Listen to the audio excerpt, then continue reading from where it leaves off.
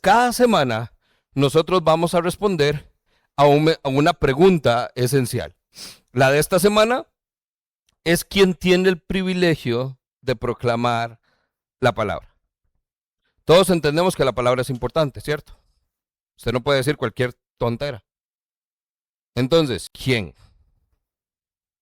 ¿Quién es el que realmente puede y debe predicar la palabra? Comenzamos entonces esta semana con un ejercicio práctico. Por mesas, usted va a desarrollar el perfil del mensajero bíblico. ¿Qué se supone debe tener? ¿Cuáles son las cualidades de la persona idónea para proclamar el mensaje de Dios? En teoría, de lo que sabe, piensa, cree o le han contado, ¿cuáles deberían ser las cualidades de una persona idónea para compartir y proclamar el mensaje de Dios? Hacemos un ejercicio rápido como este para entonces poner el planteamiento. El problema no es la falta de personas dispuestas a hablar, es la falta de personas preparadas para comunicar fielmente la palabra de Dios. En el formulario se les preguntó a ustedes: ¿tiene o no el don de enseñanza? Y aquí es donde comenzamos el filtro. ¿Quién sí y quién no? ¿Quién responde a esa pregunta? Si yo digo que yo, puedo caer en el orgullo, porque entonces, si yo me oigo, yo digo, yo sueno lindísimo.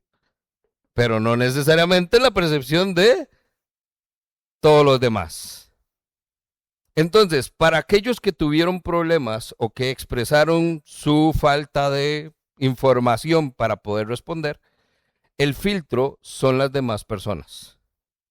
Un buen mensajero normalmente no va a verse a sí mismo como tal, pero las personas que están alrededor son las primeras en llegar a decirle que lo es. ¿Por qué? Porque lo que usted me dijo, lo entendí, fue tan claro, me llegó al corazón y transformó mi vida. Y sucedió en el entorno de un grupo pequeño, en una conversación de autobús, predicándole a alguien que está ahí en el parque. No necesariamente desde el púlpito. Entonces, cualquiera puede hablar. El tema es si esa persona está capacitada para hacerlo de una manera fiel al texto. Quizás entonces la pregunta que deberíamos hacerla es que si hay evidencia de que Dios me está usando para ayudar a otros a comprender y obedecer su verdad o su palabra. Esdras capítulo 7, verso 10.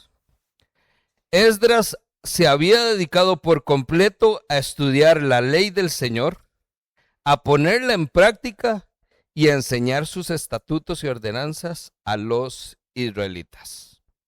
Un verso corto, pero lleno entonces de cualidades de un perfil de un mensajero bíblico. Tres cosas, son tres pasos. Usted va a estudiar, va a practicar y va a enseñar. ¿Qué tiene que hacer usted? Estudiar. Pero de nada sirve que yo lo estudie y lo diga.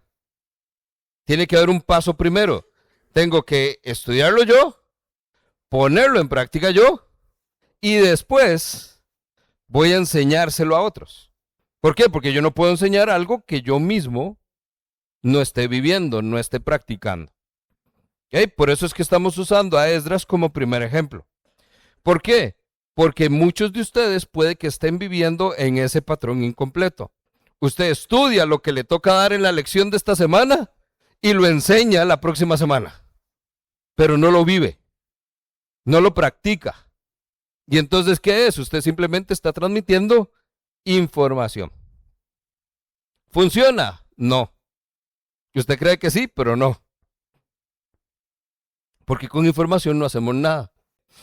Entonces, entendemos que la preparación y la formación sí es importante. No lo es todo, pero es importante. Necesitamos entonces estudiar, poder saber qué significa el texto, poder practicarlo, saber entonces qué implica para mi vida y poder enseñarlo. que es cómo comunico ese mensaje a otras personas. Esdras presenta el patrón que usted debe vivir siempre. Así como Esdras fue un ejemplo de preparación e información, Apolos nos va a hablar de cómo podemos entender la predicación eficaz. Sumo algunos conceptos que Apolos entonces puede sumar a nuestra lista del perfil del mensajero bíblico. Una persona con conocimiento, que tenga pasión por lo que hace, exactitud, humildad, buena corrección y enseñabilidad. Es una descripción, ahí sí, de un muy buen mensajero bíblico. Apolos nos da hoy carnita para entender cómo deberíamos hacer esto. Primera asignación, Pablo es el tercer personaje. Dejé de última a Pablo porque Pablo siempre ha sido visto como el predicador por excelencia. Y sin embargo, no es el único ejemplo que tenemos nosotros en el Nuevo Testamento. Es más, Pablo es un muy buen ejemplo, pero porque Pablo tenía estudios y su preparación académica le dio peso a su don. Pero Pablo no era el único que tenía el don para predicar. Usted conoce entonces la historia de Pedro, el que era medio sonajas, el que metía las patas, el que negó a Jesús 3 veces, el que todavía un momento antes de irse, todavía entonces Jesús sacó tiempito y le dijo, Pedro, Pedro, Pedro. Pedro es el primero de todos los apóstoles que hace una querigma. Y en su predicación, 3,000 personas vienen al evangelio. Ojo. Ese es entonces un ejemplo donde usted diría, así quiero ser yo como Pedro, que las multitudes lleguen a Cristo. Pero son dos personas diferentes, con perfiles diferentes a los que Dios usó. Porque entonces Pedro se dedicó a predicar en Jerusalén. Pedro quedó como el líder de todo el movimiento cristiano en Jerusalén. Pablo tenía un don más apostólico y salió entonces a predicarle a los gentiles. Y lo hizo como ningún otro también. ¿Por qué? Porque a Pablo le sirvió toda su experiencia previa, toda su carrera, todo le ayudó a que Pablo pudiera desarrollarse en un área que probablemente los discípulos ni siquiera conocían. Si usted ve y cuenta las líneas, hemos superado por mucho los 10 espacios de un perfil del mensajero bíblico. ¿Por qué? Porque son muchas cualidades, muchas, demasiadas como para contar.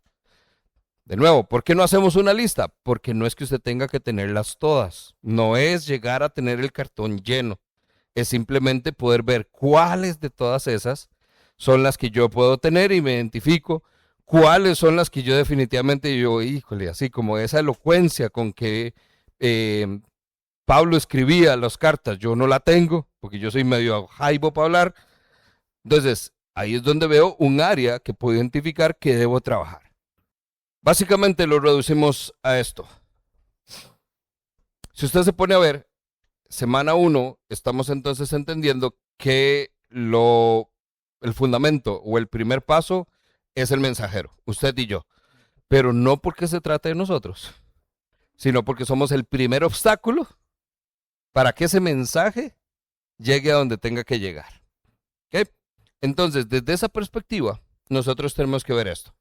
Más allá de todas las cualidades que usted crea que pueda tener o llegar a desarrollar, yo me inclino a pensar que tenemos 4 áreas de acción como mensajeros. Número 1, iluminación. Ojo, no es revelación. La revelación es la palabra de Dios. El mensaje es la revelación. Por eso es que hay mucha gente que entonces dice, no, pero es que, vea, voy a hablar del hijo pródigo, pero todo el mundo conoce la historia del hijo pródigo. Entonces, ¿qué voy a enseñar? Ya todo el mundo se la sabe. Va a ser como aburrido. Entonces, por eso todo el mundo anda buscando la revelación para enseñar la historia del hijo pródigo de una manera en que nadie nunca la haya hecho. Más que revelación, nosotros tenemos que orar por iluminación. Para que de verdad Dios ilumine los ojos de nuestro entendimiento. para que podamos ver las cosas diferentes. No con nuestra perspectiva, sino con la perspectiva de Dios. ¿Por qué? Porque lo que queremos justamente es poder captar cuál es la revelación de Dios. Número 2, palabrita clave, claridad. Ore para que entonces usted diga poco y se entienda mucho. Porque a veces por decir mucho, la gente no entiende nada. Ojalá poco. Es que la gente no entiende nada. Aquí usted también tiene que tomar en cuenta, recuerde, hay una exhortación, no todo el mundo lo va a hacer bien, no todo el mundo lo hace de la manera en que debe hacerse. Y la iglesia, a pesar de que todos somos hermanos en Cristo y nos amamos un montón, viera la gente qué difícil que es. Y todo lo que ustedes hacen, dicen en los grupos pequeños, en las reuniones de mujeres, en el grupito de matrimonio, en todo lado donde usted abre su boca, hay alguien que viene y dice, pastor, ¿puedo hablar con usted un momento? Es que viera que... Y comienza la fiesta. Porque todos son así. Y de cierta manera todos somos así. Entonces, ¿qué es lo que estamos buscando? Claridad. Es que dijeron ahí en el grupo que esto era así, que esto iba a pasar y que no sé qué. No, un momentito. Yo lo que dije es que solo en Cristo hay salvación. Punto. Fue claro, nadie se enredó, no hay espacio para que alguien diga que se confundió aquello. Nada. Si va a preocuparse por algo, preocúpese que su mensaje sea claro. Ahora, ¿cómo llegamos a eso? 2 pasos. Preparación. Tomar la responsabilidad de proclamar el mensaje de Dios. No es tarea jugando.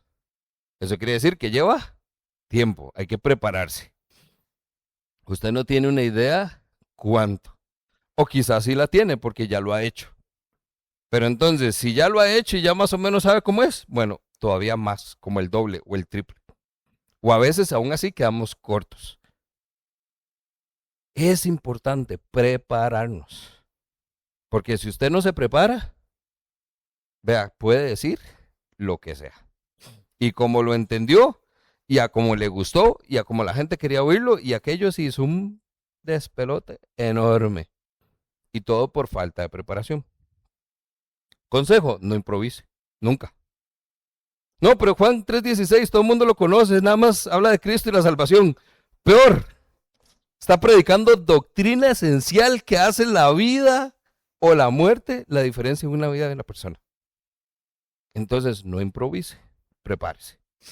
Y por último, dependencia.